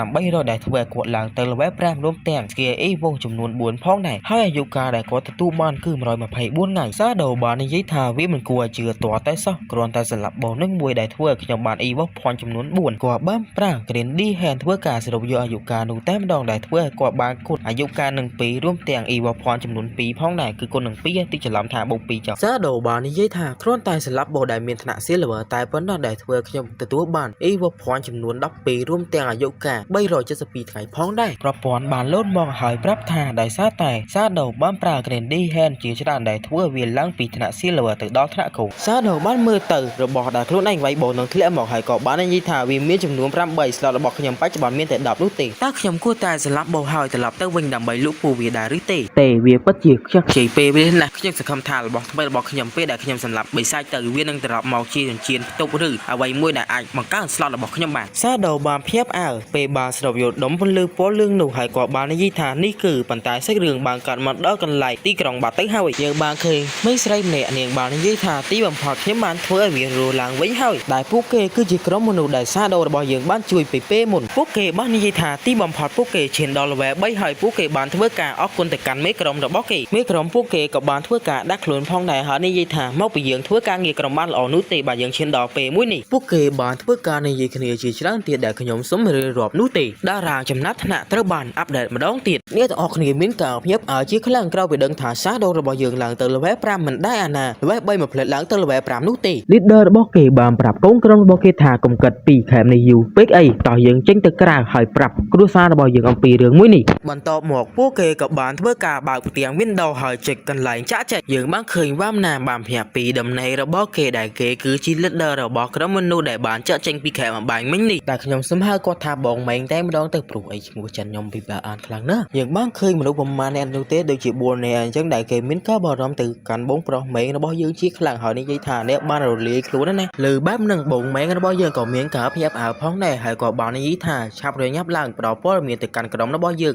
ងដែលសមត្ថភាពរបស់បងម៉េងរបស់យើងក៏មិនធម្មតាផងដែរគាត់គឺជាប៉ូលីសគាត់បានរៀបរាប់រឿងទាំងអស់ទៅប្រាប់ក្រុមរបស់គាត់រួមទាំងគាត់បាននិយាយថាមានអ្នកលេងមួយដែលមានឈ្មោះថាសាដូពេលដែលគាត់បានមកជួយសង្គ្រោះខ្ញុំ level របស់គាត់ត្រឹមតែ3តែប៉ុណ្ណោះប៉ុន្តែគាត់បានលុបផ្លោះពី level 3ទៅកាន់ level 5វាពិតជាមិនគួរឲ្យជឿនោះទេលើបែបនឹងបរិសម្នាក់ក្នុងចំណោមពួកគេបាននិយាយថាតើបរិសម្នាក់នឹងធ្វើបានយ៉ាងដូចម្តេចទៅបងម៉េងរបស់យើងបានតបថាប្រហែលជាគាត់បានស្លាប់បរិសម្នាក់ទៀតបានឆ្ងល់ថាសាដូរបស់យើងបានឡើងទៅ level 3កាលពីកន្លះម៉ោងមុនហើយដើម្បីបានជាគាត់មិនវិលត្រឡប់មកភពផែនដីពិតរបស់គាត់អញ្ចឹងតើគាត់មិនប្រាប់រឿងនេះទៅគ្រួសាររបស់គាត់ទេបងម៉េងរបស់យើងបានតបថាគាត់ក៏មិនដឹងដែរប្រហែលជាគាត់ជាកូនកំព្រាហើយមើលទៅនារីម្នាក់ក្នុងចំណោមពួកគេបាននិយាយថាតើសាដូម្នាក់នោះមិនមែនជាអ្នកផ្លាស់ប្ដូរទេគាត់ផ្លាស់ប្ដូរពីក្មេងកំព្រាហើយខ្លាចទៅជាអ្នកខ្លាំងយ៉ាងឆាប់រហ័សបន្ទាប់មកនាងបានសួរអ្នកទាំងអស់គ្នាថាតើខ្ញុំនិយាយត្រឹមត្រូវដែរឬទេបរិសម្នាក់ដែលនៅគៀននាងដូចជាមានផ្កាយពីក៏បាននិយាយថាអានយូខ្ញុំប្រាប់អ្នកហើយថាកុំឲ្យសូវអានរឿងប្រឡំលោកច្រើនពេកខេងទេរឿងធ្ងន់ធ្ងរបែបនេះអ្នកនិយាយមកឲ្យចេញកំ ប្លែងអីណាអ្នកទាំងអស់គ្នាបានធ្វើការនិយាយគ្នាជាច្រើនតែម្ដងដែលខ្ញុំសូមមានរាប់នោះទេដោយសារតែវាដូចជាក្បាលសាច់រឿងរបស់យើងអញ្ចឹងនិយាយជាមួយនឹងខេមបោះបង់ចោលដោយព្រះនេះទាំងអស់ហើយពួកគេបានសម្រេចចិត្តបង្កើតក្រុមមួយដើម្បីចូលក្នុងខេមមួយនោះឲ្យពួកគេខ្លាំងអីចឹងទៅកាត់មកដល់សាលាវិញយើងបានឃើញសិស្សពីរនាក់បាននិយាយពីខេមមួយនោះផងដែរដែលគេថាមនុស្សចាស់ពេលដែលបានគេងមួយផ្លែទៅពួកគេអាចនឹងស្លាប់ដោយសារតែពួកគេអាយុច្រើនហើយស្លាប់នៅក្នុងខេមទៀតដែលធ្វើឲ្យអាយុកាលរបស់គេសល់សូន្យគឺស្លាប់តែម្ដង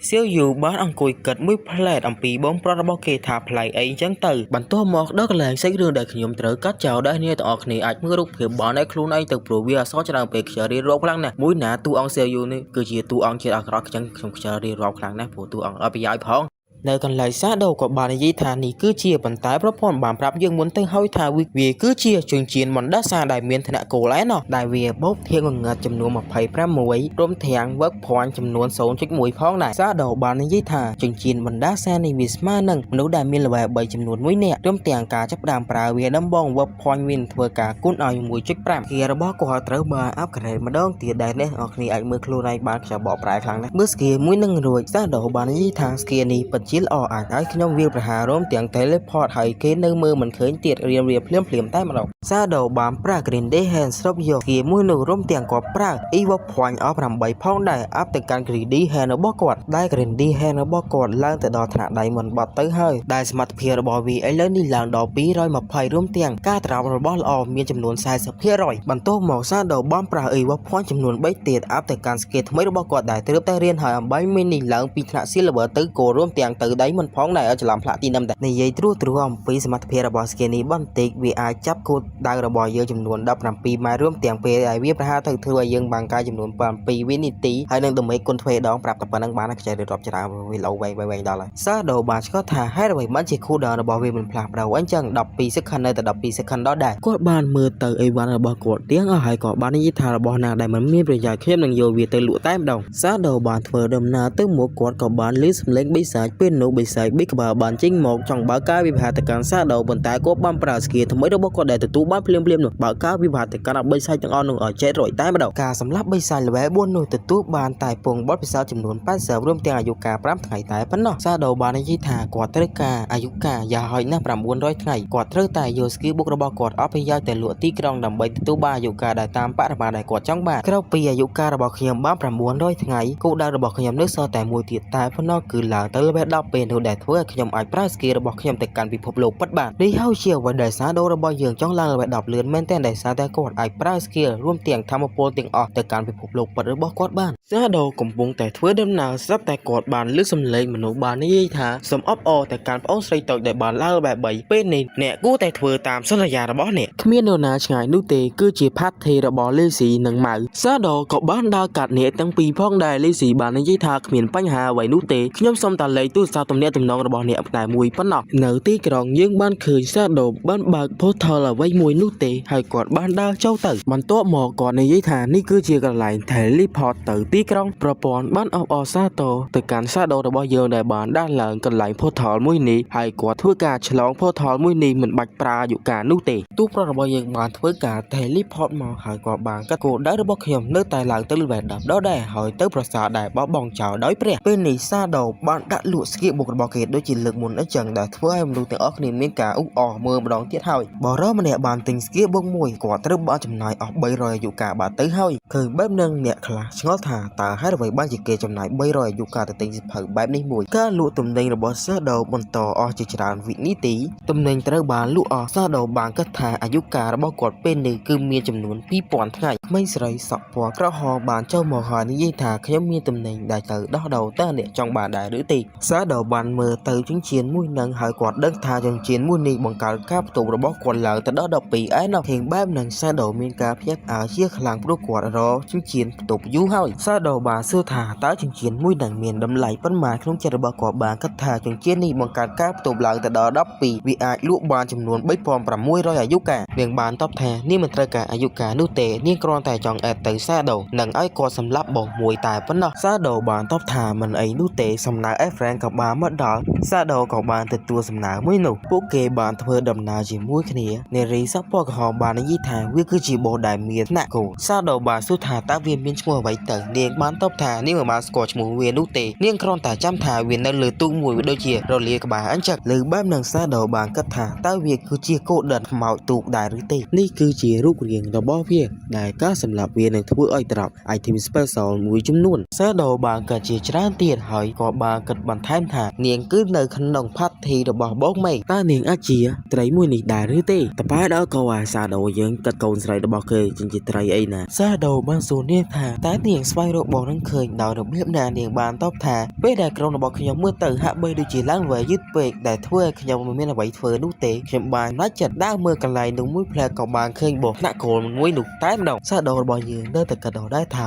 នាងគឺជាត្រីដែលនៅក្នុងជីវិតមុនរបស់គាត់ដែលធ្វើឲ្យគាត់ពិតជាសំណាងមែនតើដូចជាត្រីនរសំណាងអញ្ចឹងខ្ញុំមិនរំពឹងថាវាគឺជានាងមែនហាក់បីដូចជាសាដូរបស់យើងបានស្គាល់នាងកាលពីជីវិតមុនដោយសារតែសាដូរបស់យើងសម្លឹងមើលមុខនាងពេកដែលធ្វើឲ្យនាងបានសួរថាតើហេតុអ្វីបានជាគាត់សម្លឹងមើលមុខនាងយ៉ាងនេះសម្លឹងមើលមុខកូនស្រីគេឡើងក្រហមតែម្ដងសាដូរបស់យើងពួកគេក៏បានធ្វើដំណើរទៅមុខទៀតសាដូបានប្រាប់ថាមិនមានអ្វីនោះទេយើងបានឃើញមនុស្សម្នាក់ក៏បានតាមដានអ្នកទាំងពីរផងដែរគេបានរត់មកប្រាប់មេរបស់គេមើលទៅពួកគេដូចជាមានគោលបំណងចង់ធ្វើស៊ីទូឯករបស់យើងអញ្ចឹងពេលធ្វើដំណើរសាដូបាននិយាយទៅកាន់នាងថាខ្ញុំអាចជួយសម្រាប់បោះនោះបានហើយស្គីបោះខ្ញុំនឹងផ្ដល់ទៅកាន់អ្នកប៉ុន្តែអ្វីដែលសេះសល់ទូឲ្យខ្ញុំទាំងអស់តើអ្នកគិតយ៉ាងម៉េចដែរចំពោះរឿងមួយនេះនាងបានតបថាចុះកាពីតែរបស់ខ្ញុំហើយនឹងអ្នកផ្សេងទៀតសាដូបានប្រាប់នាងថាផាធីរបស់អ្នកមានគ្រប់ជំនាញទៅហើយប្រសិនបើមិនមានការត្រប់អតាសៀនអីទេវាគឺគ្មានអ្វីទាំងអស់ស្លាប់បានហើយឬនៅនាងបាននិយាយថាបន្ទាប់មកតោះធ្វើដូចដែលអ្នកបាននិយាយប៉ុន្តែតើខ្ញុំអាចធ្វើការស្នើសុំសំណើតូចមួយបានដែរឬទេប្រសិនបើទីនោះមានវត្ថុសម្រាប់ការពីតែរបស់ខ្ញុំរួមទាំងវត្ថុផ្សេងទៀតតើអ្នកអាចលក់វាដោយបញ្ចុះតម្លៃមកកាន់ពួកយើងបានដែរឬទេសាដូបានតបថាមិនអីនោះទេលើបែបហ្នឹងនាងបាននិយាយថាអញ្ចឹងខ្ញុំចាប់ផ្ដើមហៅបងមេងឲ្យចូលមកកាន់ក្នុងនេះហើយនាងបានសួរសាដូថាតើយើងកំពុងទៅផ្លូវមួយណាសាដូបានប្រាប់ថាយើងកំពុងដើរទៅផ្លូវដែលមានគោថ្នាក់បោះនោះលើបែបហ្នឹងនាងមានការភ័យជាខ្លាំងហើយនាងបាននិយាយថាឧទាហរណ៍ប្រសិនបើអ្នកជាអតាសៀនហើយអ្នកបំបង្ការខ្ញុំគឺជាមេខ្ញុំមិនអាចធ្វើការតែងទៅកាន់អ្នកបានទេពេលដែលវាបហាមកកាន់អ្នកសាដូបានប្រាប់ថាមិនអីនោះទេខ្ញុំម្នាក់ឯងអាចប្រយុទ្ធជាមួយវាបានហើយអ្នកត្រឹមតែឈោមមើលនៅកន្លែងដែលមានសុវត្ថិភាពទៅបានហើយលើបែបហ្នឹងនាងមានការភ្ញាក់ផ្អើលជាខ្លាំងនាងបានកើតក្នុងចិត្តថាមនុស្សតែម្នាក់អាចសម្លាប់បោដែលមានថ្នាក់គោបានមិនធម្មតានោះទេសាដូបានស្ទុះបាត់ចេញពីកន្លែងនាងដែលធ្វើឲ្យនាងមានការងឿឆ្ងល់ជាខ្លាំងហើយនាងបាននិយាយថាអ្នកជំនាញតាអ្នកបានទៅឯណាក្រុមមនុស្សមួយក្រុមនេះក៏បានចូលមកដល់ក្នុងព្រៃតាមសាដូរបស់យើងផងដែរហើយគេបានឃើញសាដូរបស់យើងបាត់ខ្លួន គេបានគិតថាសាដូរបស់យើងបានមកឆោតក្មេងស្រីនឹងមកកាន់ក្នុងព្រៃហើយបោះបង់នាងចោលពួកគេបានសម្រុកទៅចង់បើកការវាបហទៅកាន់នាងប៉ុន្តែពួកគេមិនដឹងថាសាដូរបស់យើងបានមកកាយនៅមុខអ្នកទាំងអស់គ្នានោះទេក៏បានប្រើស្គីរបស់គាត់បានធ្វើការខ្វាយទៅកាន់អ្នកទាំងអស់គ្នាឲ្យស្លាប់chếtរួយទាំងអស់តែម្ដងក្រៅពីសម្លាប់អ្នកទាំងអស់គ្នាចំនួន5នាក់គេក៏បានទទួលបានអាយុកាលសរុបចំនួន12ថ្ងៃផងដែរហើយគេបាននិយាយថាត្រឹមតែជាធីមកប៉ិកកពុកតែប៉ុណ្ណោះចង់ធ្វើឃាតគេផងសាដូបានមកដល់កន្លែងនាងហើយនាងបានសួរថាអ្នកជំនាញតាអ្នកទើបតែមកពីណានឹងសាដូបានប្រាប់ថាមានមនុស្ស2 3នាក់បានតាមដានយើងខ្ញុំបានបញ្ជូនគេទៅកាន់ទីក្រុងវិញបាត់ទៅហើយលើបែបនឹងនាងបាននិយាយជាច្រើនរួមទាំងមានផ្កាយនៅគៀកនាងផងដែរដូចជាក្មេងតូចអញ្ចឹងលើបែបនឹងសាដូមានការកែងជាខ្លាំងហើយនិយាយថាប្រយ័ត្នឡើងយើងប្រញាប់ទៅសម្លាប់បោះមួយនោះនៅទីក្រុងយើងបានឃើញសេយូចូលមកដល់កន្លែងនេះផងដែរមានមនុស្ស2នាក់នៅគៀកនឹងផងដែរបាននិយាយថាសមាជិកថ្មីឬចំណូលថ្មីបានចូលម្នាក់ទៀតហើយនាងបាននិយាយជាច្រើនតែខ្ញុំសមិនរៀបរាប់នោះទេយើងត្រឹមតែដឹងថានាងមានកំណត់អាក្រក់លើសាដូរបស់យើងបានហើយសេយូបានមើលទៅតារាងចំណាត់ថ្នាក់បានឃើញសាដូរបស់យើងមានល្វែ6ឯណោះនាងបានបន្តក៏ជាច្រើនទៀតដែលខ្ញុំសមិនរៀបរាប់ម្ដងទៀតហើយនាងបានដើរទៅដល់គៀកផាត់ធីរបស់បងហ្វៃក៏បានឃើញពួកគេកចេះគ្នាថាពួកគេមិនអាចសម្លាប់បិសាចដោយមិនត្រូវការ healer បាននោះទេលើបែបហ្នឹងនាងក៏បានឆ្លើយការដោយបាននិយាយថា hello តើអ្នកត្រូវការ healer ដែរឬទេនៅកន្លែងសាដូយើងបានឃើញអ្នកទាំងពីរបានឈរលើកំពូលភ្នំយ៉ាងខ្ពស់តែម្ដងសាដូបានមើលទៅកាន់បងមួយនោះហើយក៏បាននិយាយថាវាគឺជា golden កោទូកមែនសាដូបានប្រាប់នាងឲ្យលាក់ពួននៅកន្លែងនេះហើយប្រុងប្រយ័ត្ននឹងការវាឆ្មាប់ផងគាត់នឹងធ្វើការទៅកម្ចាត់បងមួយនោះគ្រាន់តែចោះមកដោះដែនរបស់បិសាចបងមួយនឹងភ្លាមសាដូរបស់យើងក៏បានត្រូវធ្លាក់អាយុកាលចំនួន100 ដងបាទទៅហើយដោយសារតែកំហឹងរបស់វាឃើញបែបនឹងសាដូក៏បានឃើញក្នុងចិត្តផងដែរថាអត្រាឡើងដល់ 100% ពិតជាមិនធម្មតានោះទេមានរយៈពេលតែ15នាទីតែប៉ុណ្ណាដើម្បីសម្លាប់បងមួយនោះដែលយើងដឹងថាវាគឺជាថ្នាក់កូនកម្រិត special តែម្ដងហើយ cooldown របស់វានៅ45នាទី25វិនាទីទៀតសាដូមិនចង់ឲ្យពេលវេលាចំណាយទៅដោយយូរនោះទេព្រោះវាសល់តែ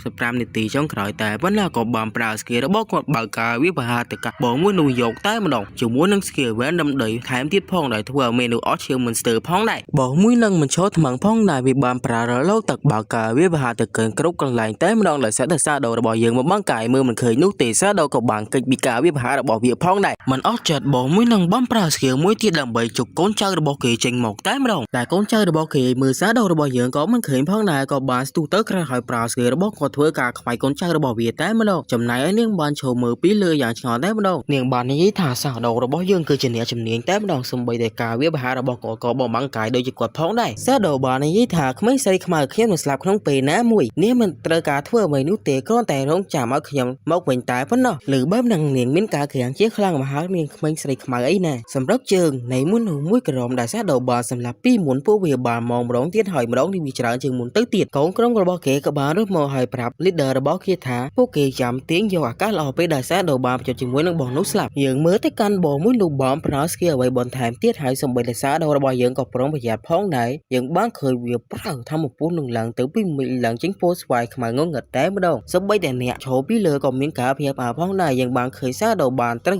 ទឹកនឹងចាប់ជើងរបស់គាត់បានទឹកហើយរួមទាំងផ្ទុះមកពីក្រោមរបស់គាត់ដែលធ្វើឲ្យគាត់ដកឈាមឡើង1000តែម្ដងសាដូបានស្លាប់អាយុកាលរបស់គាត់ត្រូវបានដកចំនួន1300ថ្ងៃពួកគេបានឃើញសាដូរបស់យើងត្រូវបានស្លាប់ដោយបងមួយនោះមិនចាំយូរទេពួកគេបានស្ទុះទៅចង់បើកការវិភាគទៅកាន់នាងតែម្ដងប៉ុន្តែចំហាយនេះថាសួរក៏បានហើមកយើងក៏បានដឹងថាទូទៅសង្ស័យស្លាប់បាត់ហើយមើលទៅ Hello សួស្តីអ្នកនរគ្នាចូលជាមួយខ្ញុំ Bike Fake មកវត្តថ្ងៃនេះយើងនឹងបន្តសម្រាប់សាច់រឿងឃាតករសម័យកម្រិតទេលភាពរបស់យើងទាំងអស់គ្នាចូលសាច់រឿងរបស់យើងទៅម្ដងទៅក៏ខាត់ពេលវេលាយូរពេកពួកមនុស្សមួយក្រុមនេះក៏បានមកដល់កន្លែង spawn វិញបាត់ទៅហើយមេក្រុមរបស់វាបាននិយាយថាយើងមិននឹកស្មានថាយើងធ្លាប់មកទីនេះម្ដងទៀតតទេសោះប៉ុន្តែពួកគេនៅតែមិនទាន់បោះបង់កំណត់របស់គេចោលពួកគេនៅតែបន្តទៅដល់ដែរហានីសងបានមកដល់កន្លែងបោះនោះបាត់ទៅហើយពេលដែលគាត់បានស្លាប់មួយដងសាដូបោះសួរក្មេងស្រីសក់ពណ៌ក្រហមនោះថាហេតុអ្វីបានជាមានដុំអាយុកាលច្រើនបែបនេះនៅកន្លែងនេះនាងបានប្រាប់ថាមនុស្សមួយក្រុមដែលបានតាមស្លាប់នាងត្រូវបានស្លាប់ដោយបើកមួយនោះលើបែបនឹងសាដូក៏បានយល់ផងដែរសាដូបានមើលទៅកាន់បោះមួយនោះហើយក៏បានកើតក្នុងចិត្តថាកប៉ាល់ខ្មោចមាសមួយនេះវានឹងធ្វើការgenerate ឈាមរបស់វាមកវិញនៅពេលដែលបើកការវាបហាទៅកាន់វាអស់ឈាមពេលកណ្ដាលវានឹងធ្វើការបាក់ខ្លួនតែម្ដងនេះជារបៀបភាគច្រើនដែល player មិនអាចយកឈ្នះជាមួយវាបានតែពេលនេះខ្ញុំបានឃើញរាល់ចលនារបស់វាទាំងអស់ហើយក៏បានប្រើ person ដាបើកការវាបហាទៅកាន់បោះមួយនោះក៏បានប្រើ skill របស់វាផងដែរសាដូបានកិច្ចពី skill របស់វាយ៉ាងងាយស្រួលតែម្ដងក៏បានប្រើ skill របស់គាត់មួយទៀតបើកការវាបហាទៅកាន់បោះមួយនោះតែម្ដងយើងបានឃើញពួកវាមកដល់កន្លែងនេះទៀតហើយដែលមកក្នុងគោលបំណងអា ក្រក់ដូចជារដងអញ្ចឹងនាងបានឃើញពួកវាផងដែរហើយនាងបាននិយាយថាពួកមនុស្សល្ងីល្ងើមកទៀតហើយវាអាចបង្កជាបញ្ហាទៅកាន់អ្នកជំនាញមកខ្ញុំត្រូវតែធ្វើអ្វីមួយនាងបានប្រើវេទមន្តរត់តែបាញ់ត្រូវគ្នាវាចំនួន2នាក់ផងដែរក្រោយពីត្រូវការវាហាមួយនោះពួកវាក៏បានបង្វែរគោដៅមកកាន់នាងវិញមុនបើការវាហាទៅកាន់គេប៉ុន្តែពេលនេះបានរត់ផងហើយស្រែករកអ្នកជួយផងយើងបានឃើញមុននោះមួយក្រុមទាក៏បានធ្វើដំណើរមកដល់កន្លែងនេះផងដែរមើលទៅកាន់មុខរបស់ពួកវាទៅយើងដឹងហើយថាពួកវាមិនមានបំណងល្អនោះទេសាដូកំពុងតែស្វិតស្វែងប្រយោជន៍ជាមួយនឹងបងមួយនោះពេលនេះគាត់មានអារម្មណ៍ថាគាត់បានហត់ហើយគាត់ស្ទើរតែសម្លាប់បងមួយនោះបានប៉ុន្តែការសម្លាប់វាពិតជាមិនធម្មតាមែនសូម្បីតែគាត់មាន level 5ក៏ដោយនៅតែពិបាកក្នុងការសម្លាប់វាដោយម្នាក់ឯងដើម្បីរបស់ខ្ញុំតិចពេកដែលធ្វើខ្ញុំចំណាយពេលយ៉ាងយូរដើម្បីប្រយោជន៍ជាមួយវាហើយក៏បានទាក់ទាញមនុស្សជាច្រើនតាមការសង្កេតមើលតាមចក្ខុវិស័យរបស់ខ្ញុំមនុស្សមួយក្រុមដែលបានដេញតាមនារីម្នាក់នោះដូចជាមនុស្សដែលបានស្លាប់រួចទៅហើយរួមទាំងមនុស្សដែលបានពួនដើមឈើមួយនោះពួកគេកំពុងតែចាំបើកការវិវហាសម្រាប់ខ្ញុំនៅពេលដែលខ្ញុំសម្លាប់បងមួយនោះរួចហើយពួកគេនឹងប្លន់យករបស់ខ្ញុំទាំងអស់តែម្ដងបន្ទាប់មកសាដូក៏បានសម្លាប់បោកកប៉ាល់ខ្មោចមាននោះតែម្ដងប្រព័ន្ធបានចេញមកដោយប្រាប់យើងថាសាដូបានសម្លាប់បងមួយនោះរួមទាំងក៏ទទួលបានបន្ទុកបទពិសោធន៍ចំនួន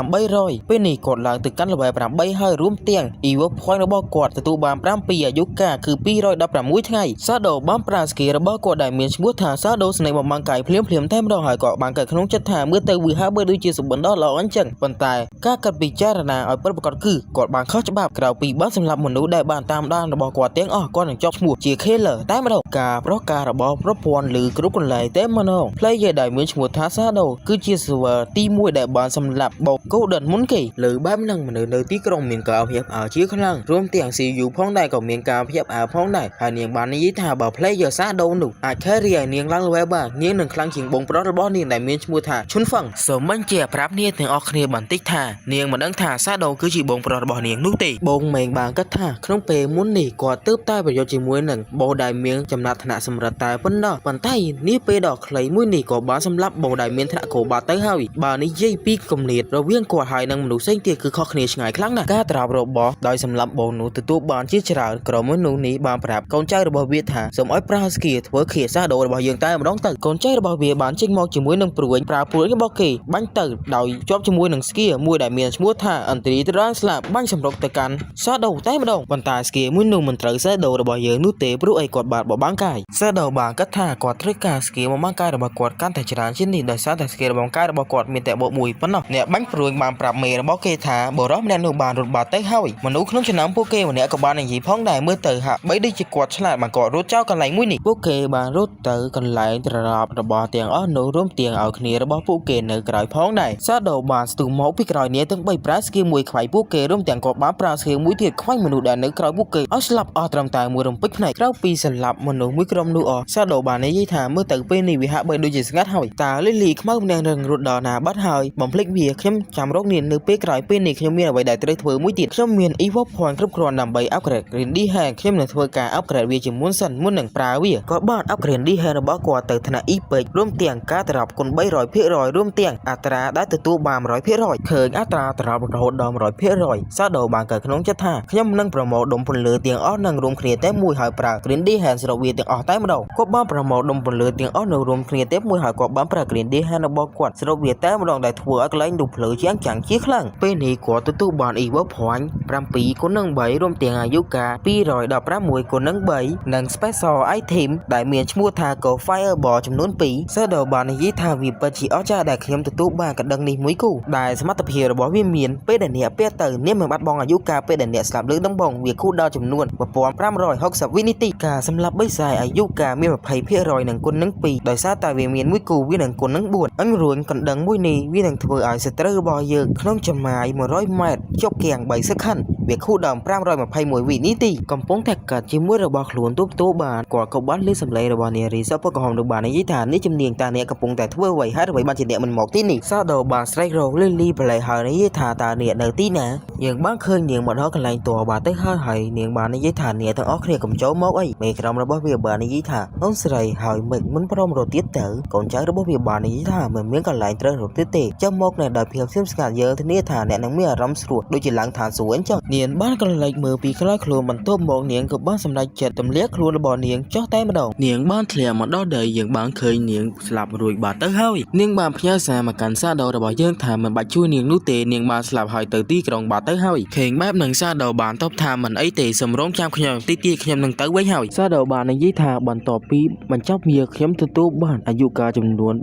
3115ថ្ងៃនិង Evo Point ចំនួន21ដែលសេសសល់ផងដែរគាត់ចង់បន្ត Evo Grand Hand ដដែលប៉ុន្តែប្រព័ន្ធបានលោតមកដោយប្រាប់គាត់ថាត្រូវការ Evo Point ចំនួន210ទៅបាន Evo វាបានដោយសារតែវាមានឋានៈ Epic រួចបាត់ទៅហើយឃើញបែបនឹងសាដូបាននិយាយថា Evo Point ចំនួន210មែនទេវាមិនមែនជារឿងធម្មតានោះទេឋានៈកាន់តែខ្ពស់ Evo Point កាន់តែច្រើនបំភ្លេចវាខ្ញុំត្រូវការអាប់អ្វីផ្សេងទៀតក៏បានអាប់ Insane Shadow Slash ឡើងទៅដល់ឋានៈ Diamond Skill មួយនេះក៏បានឡើងទៅដល់ឋានៈគោផងដែរ Shadow របស់យើងពេលនេះកំពុងតែ up skill របស់គាត់សម្រាប់ការប្រយុទ្ធជាមួយនឹងបបផ្សេងទៀតបន្ទាប់ពី upgrade skill របស់គាត់រួច Shadow បាននិយាយថា Skill Insane Shadow Slash អាចបង្កដមេចំនួន 3000 ទោះបីមិនបំបាំងកាយក៏ដោយនៅពេលដែលស្ថិតនៅក្នុងទម្រង់បំបាំងកាយរួមទាំងការគុណដមេទ្វេដងរបស់ Skill គាត់អាចបើកការវាវហាអស់ 6000 ទៅ 7000 ដមេបានការសម្លាប់បោដែលមានឋានៈគោឧបករណ៍សម្រាប់ពាក់វាត្រប់2ទៅ4 Silver តែប៉ុណ្ណោះអត្រាភាគរយតិចមែនតែនដែលវាត្រប់របស់ដែលមានចំណាក់ឋានៈដូចវាដោយសារតែ Grandy Hand របស់ខ្ញុំពេលនេះខ្ញុំទទួលបានឧបករណ៍សម្រាប់ពាក់ឋានៈគោចំនួន